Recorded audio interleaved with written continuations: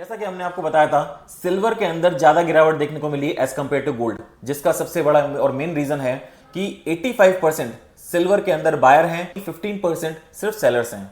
अगर बात करते हैं गोल्ड की, तो गोल्ड में बहुत ज्यादा गिरावट देखने को नहीं मिली है। इसका सबसे बड़ा रीजन यही है कि 60% बायर्स है, 40% सेलर्स हैं। इसको समहाउ हम लोग 50-50 बोल सकते हैं। इसलिए इसके अंदर मिड रेंज है, दोनों तरफ के टारगेट्स हमको देखने को मिल रहे हैं।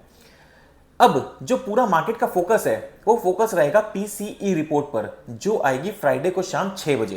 ये पीसी रिपोर्ट क्या होता है? पीसी का फुल फॉर्म होता है पर्सनल कंजप्शन एक्सपेंडिचर्स। मतलब आपको फूड और एनर्जी प्राइसेस को छोड़कर इसके अंदर सारे पर्सनल एक्सपेंसेस को काउंट करा जाता है। ये भी एक तरह से इन्फ्लेशन का ही पार्ट है। इन्फ्लेशन डेटा को ही इस तरह से काउंट करा जा सकता है। इन्फ्लेशन में फूड और एनर्जी प्राइसेस भी आते हैं, लेकिन पीसी रिपोर्ट में फूड और एनर्जी प्राइसेस नहीं आते हैं। अब अगर फ्राइडे को पीसी रिपोर्ट गिर के आती है, मतलब अभी जो पीसी का जो रेट है वो 2.7% है, अगर वो गिर के 2.6% आता है तो definitely gold and silver prices को बूस्ट मिलेगा।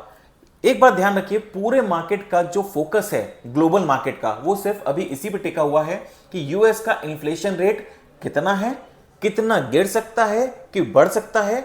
अगर यूएस का इन्फ्लेशन गिरेगा तो डेफिनेटली इंटरेस्ट रेट भी कट होने की उम्मीदें बढ़ जाएंगी, और इंटरेस्ट रेट जब भी गिरेगा तो डेफिनेटली जो प्राइसेस हैं वो ऊपर की तरफ gold and silver shoot up होंगे।